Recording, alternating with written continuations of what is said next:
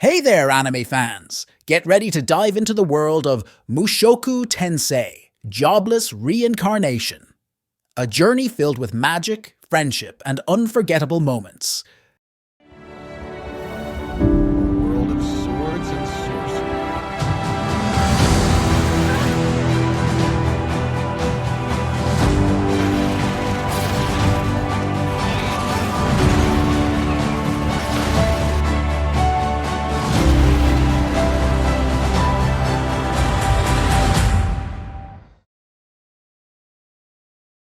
After being hit by a truck and dying, a homeless and jobless Japanese man reincarnates into a fantasy-like world as Rudeus, son of the swordsman Paul Greyrat, and his wife, the healer Zenith.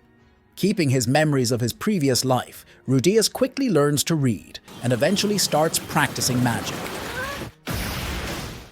Noticing his aptitude, Rudeus's parents hire the adventurer Roxy Magurdia as his magic teacher.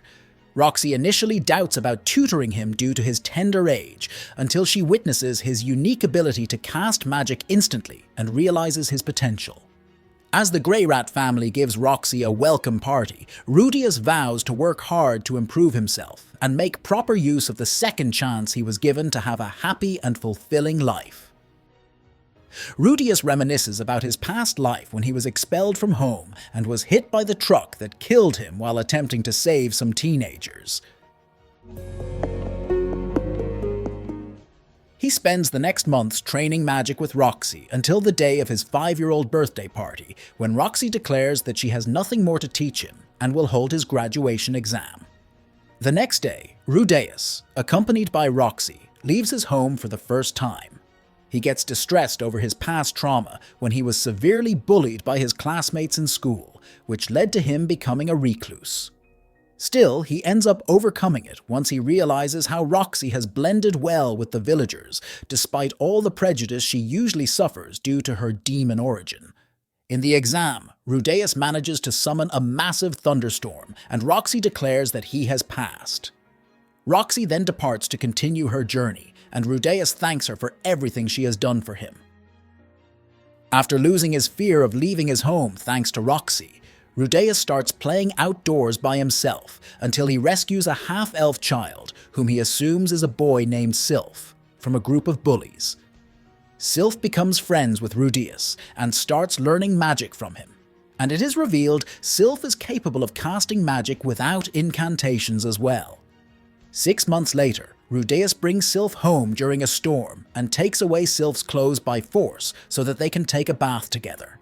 However, he discovers that Sylph is a girl whose full name is Sylphiette. Sometime later, Sylphiette approaches Rudeus, and the two make up, with Rudeus determined to cherish the first true friend he has made in his new life. The Greyrat family is overjoyed upon learning that Zenith is pregnant again. However, their happiness is cut short when their maid, Lilia, reveals that she is also pregnant after having an affair with Paul. To protect Lilia from Zenith's wrath, Rudeus convinces his mother to forgive her by having Paul take all the blame for the incident, despite realizing that she was the one who seduced him, which earns him Lilia's gratitude and loyalty. Zenith and Lilia give birth to 2 girls, Norn and Aisha, respectively. Rudeus considers leaving to study at the Ronoa Magic Academy after receiving a letter from Roxy encouraging him to. Still, Sylphiette does not want him to leave her side, and he decides to look for a job to pay for her tuition as well. Sometime later, his parents decide to entrust Rudeus to a friend of theirs, the beast woman Ghislaine de Doldia, who leaves the village with him. As Ghislaine and Rudeus leave the village, he reads a letter from Paul explaining that he found a tutoring job for him to pay for his and Sylphiette's studies. However, Paul forbids him from returning home or meeting Sylphiette for the next 5 years. In the city of Roa, Rudeus meets his employer, Rudeus Greyrat, who is also Roa's mayor and his father's cousin, and is tasked to teach Philip's daughter, Eris. However, once Rudeus is introduced to Eris, she acts hostile towards him. Certain that Eris will not listen to him at all, Rudeus conjures a plan to gain her trust by faking their kidnapping with her father's consent. Rudeus and Eris are captured, and after convincing her to cooperate, he uses his magic to escape with her. Back in Roa, Rudeus discovers that one of Philip's servants is working with their captors, who took advantage of his plan to stage a real kidnapping. Rudeus fights the kidnappers to protect Eris until Ghislaine comes to their rescue, killing the criminals and arresting the servant. Once they return home, Eris accepts Rudeus as her tutor, and he begins living in her house. Philip thanks Rudeus for protecting Eris and warns him not to reveal his connections with the Greyrat family to anyone, or he may be targeted again. While Ghislaine begins teaching swordsmanship to Eris and Rudeus, Rudeus teaches Eris and Ghislaine magic, literacy, and math. However, Eris usually skips classes out of boredom, and Rudeus decides to give her 1 day off per week to encourage her. While taking a stroll in the city, Eris attempts to buy Rudeus an expensive book, but he refuses, claiming that she cannot give presents to others without her own money, and suggesting her father give her an allowance. With her allowance, Eris presents Rudeus with a vial he was previously interested in, which puts him in a pinch, as he fears revealing to her and Ghislaine that it is, in fact, an aphrodisiac. With Eris's 10th birthday party approaching, Rudeus allows her dance teacher to take over part of his tutoring schedule to help her improve. At the same time, he makes use of his newfound free time to learn other languages. Despite that, Eris barely improves her dancing and considers giving up, but Rudeus encourages her to continue and starts helping with her lessons. As Rudeus makes some progress on his foreign language skills with Ghislaine and Roxy's help, Eris does not improve at all, and on the day of the party, she fails to dance with another noble. Rudeus steps in and successfully dances with Eris after instructing her to incorporate some of her fighting skills in her moves. After the party, Rudeus meets Eris's grandfather, Sauros, who sees a strange ball of light in the sky and fears it could be an ominous sign. 2 years later, Eris and her family hold a birthday party for Rudeus, who is disappointed at first that his own family could not attend due to the increase of monster activity around the country. Rudeus is presented with a top-quality magic staff, and Philip expresses his will to have Rudeus marry Eris and become his successor, but Rudeus rejects the offer. Later that night, Rudeus is surprised to see Eris waiting in his room. He then attempts to have sex with her, but she pushes him away. Realizing his mistake, Rudeus apologizes to Eris, who forgives him. A few days later, a huge cloud of mana forms in the sky, and the legendary hero Perugius Dola sends his aide Arumanfi to investigate. Suspicious that Rudeus, who was practicing with his new staff alongside Eris and Ghislaine, could be involved with the cloud's appearance, Arumanfi attacks him, but Ghislaine defends Rudeus and confirms his innocence when a massive burst of light envelops them. Inside his dreams, and looking like his past self, Rudeus has a short encounter with an elusive being known as the Human God, who instructs him to rely on and help the man who saved him. He then awakens in his current body and learns that he and Eris are stranded in the middle of the demon continent and were rescued by Rudeus Superdia, a member of the dreaded Supered race, who becomes their friend and promises to escort them home. Rudeus brings Rudeus and Eris to the nearby Magurdia village, which is Roxy's birthplace. During their stay, Rudeus learns from Rudeus that his tribe's ill repute comes from the cursed spears they received from the demon god Lapis, which turned them into mindless murderers, and that the spear in his possession belonged to his son, whose death by his hands made him recover his senses. Moved by Rudeus' determination to clear his race's name, Rudeus decides to help him, and the trio departs from the village to begin their journey across the demon continent. Rudeus, Eris, and Rudeus arrive at the city of Rikarisu. To have Rudeus enter the city without trouble, Rudeus dyes his hair and has him pretend to be a member of the Magurdia tribe. The three become an official group of adventurers called Dead End, but their novice status prevents them from taking quests that pay well enough for them to make ends meet. By the human god's suggestion, Rudeus accepts a quest to look for a lost pet, which leads them to another group of adventurers who kidnap pets to get the bounty for finding them. After the kidnappers are defeated, Rudeus attempts to interrogate them, but is hit by one of them, which leads Rudeus to kill him instantly. Rudeus reprimands Rudeus for it and forbids him from killing again. Taking advantage of the kidnappers' higher rank, Rudeus coerces them into taking higher-ranking jobs for their own party while helping improve their reputation. After the mana surge in Fetoa, all of Paul's family members are missing except for Norn. Meanwhile, to accomplish a quest, Rudeus's party looks for a mysterious monster in the middle of a forest. They encounter two other parties also searching for the monster. One of the parties is ambushed by monsters, but Rudeus decides to wait, which ends with one of the adventurers being killed. The monster they are looking for attacks and kills the other party before Rudeus and co slay it.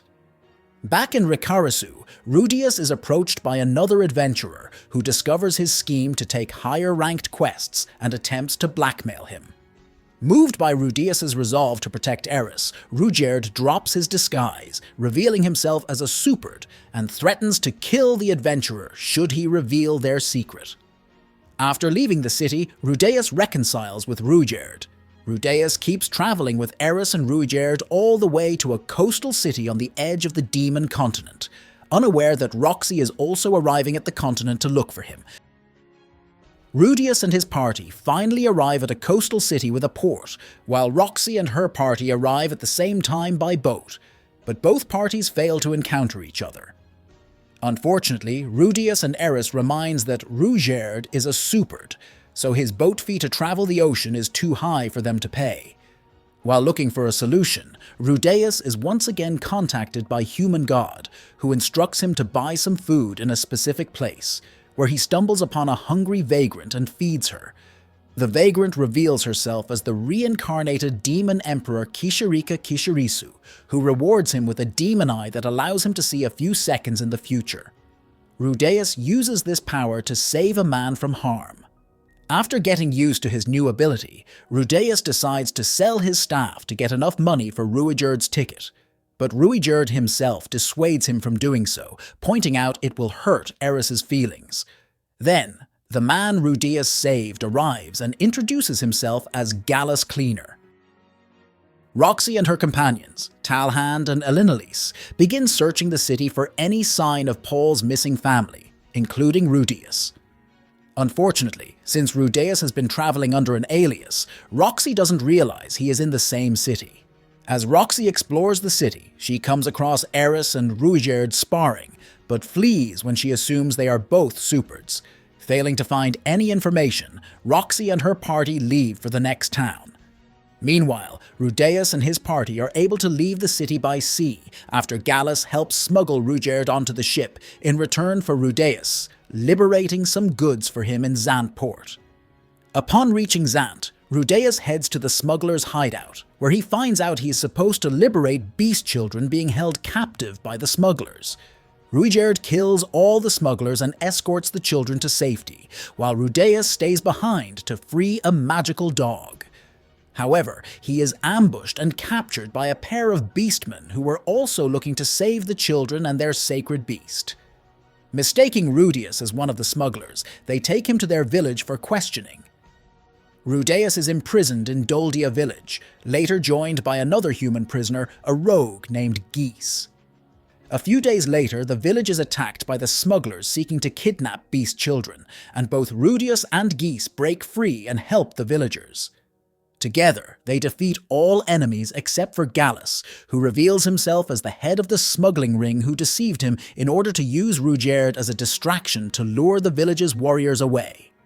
Gallus overpowers Guise and kills 2 of his men. Realizing that Gallus is too strong to deal with alone, Rudeus considers letting him escape until the sacred beast arrives to help, and all parties defeat him together. After the battle, Rudeus reunites with Eris and Rudeus, who explain that they were delayed due to helping the Doldians wipe out the rest of the smuggling ring. The villagers apologize for falsely accusing Rudeus and thanking him for his help. Back at Fetoa, Eris's grandfather is blamed for the situation at the city after the Mana Surge, stripped of his position and executed before the king. With the rainy season starting, Rudeus and his party are forced to stay in Doldia village for the next 3 months. During this time, Eris befriends some of the beast children, including Tona, Gaia's daughter.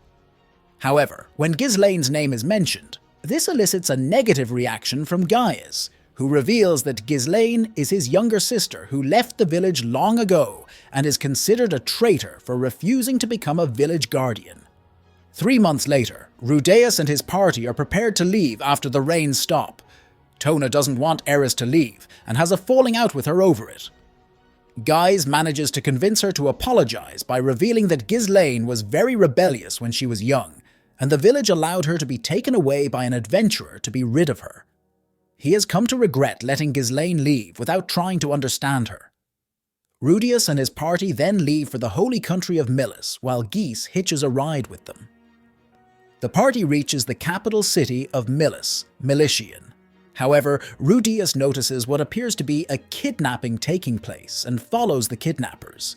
He confronts the kidnappers and is surprised to see Paul is their leader. Paul explains that their home village was caught in the teleportation disaster, and he and his party have spent the past 1.5 years tracking down the missing villagers and their families.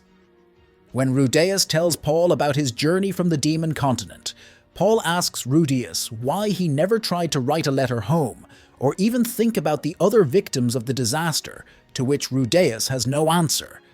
They both get into a fight, which is only broken up by Norn's intervention. And then Rudeus flees.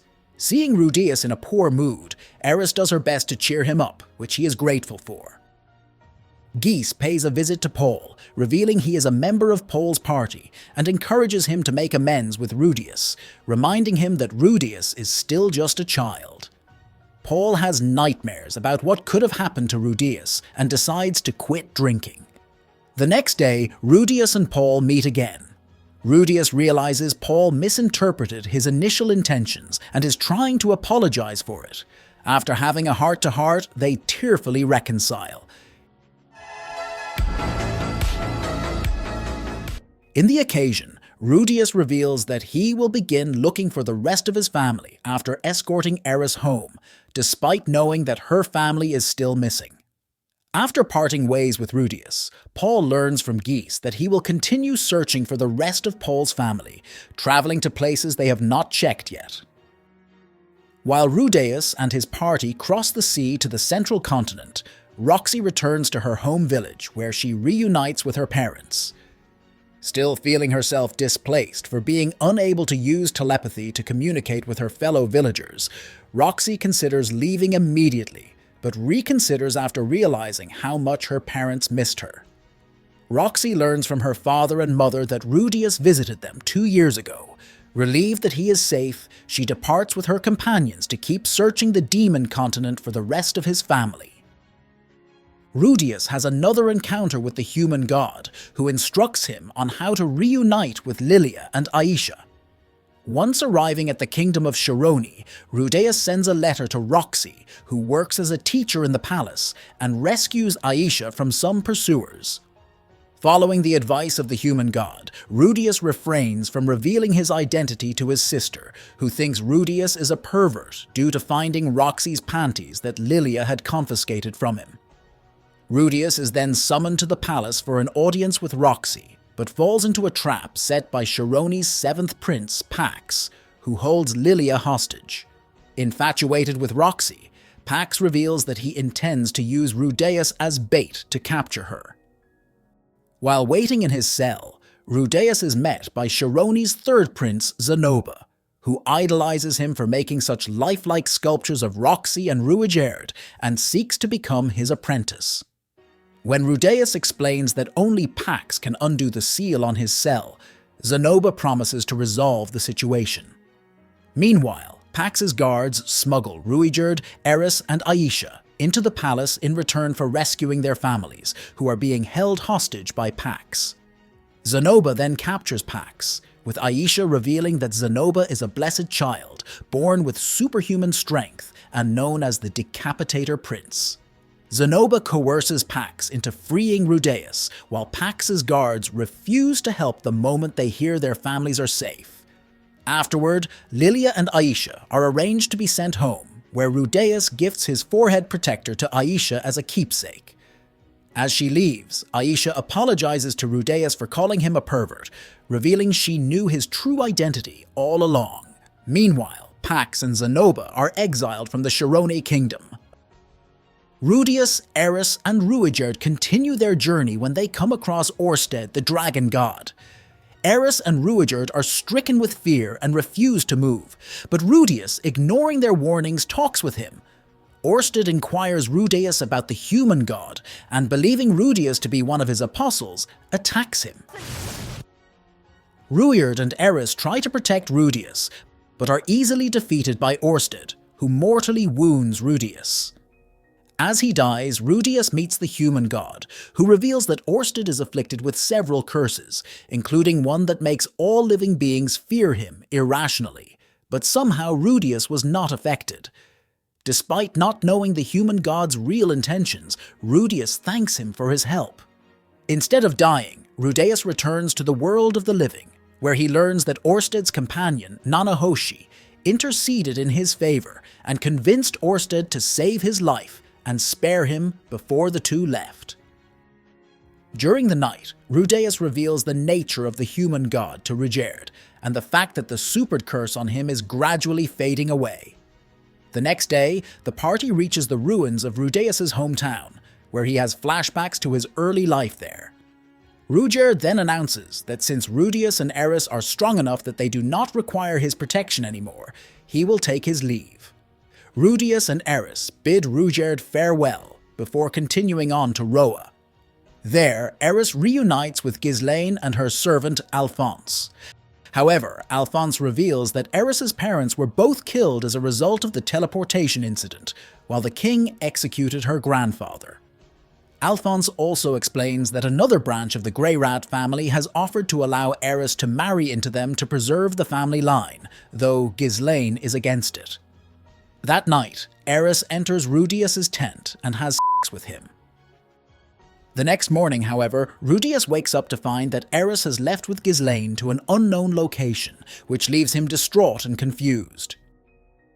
Rudeus falls into a state of depression and begins having flashbacks to his old life, where severe bullying at school traumatized him into becoming a social recluse. Meanwhile, Eris has left on her own journey with Ghislaine so that she can grow strong enough to fight Orsted and protect Rudeus. Zenoba and Geese continue on their respective journeys as they recall Rudeus fondly. Guys and Tona continue to train together in Doldia village. Roxy encounters Kisharika and helps pay her enormous bar tab. In gratitude, Kisharika uses her demon eyes to locate the whereabouts of Rudeus's family, revealing Aisha and Lilia have safely reunited with Paul and Norn, while Zenith is located in the labyrinth city of Rapan on the Begarit continent. Roxy and her party immediately make preparations to leave for the Begarit continent to rescue her. Rudeus is still depressed, but after having a dream about Zenith, he remembers he still has a duty to find her and overcomes his insecurities to continue his journey.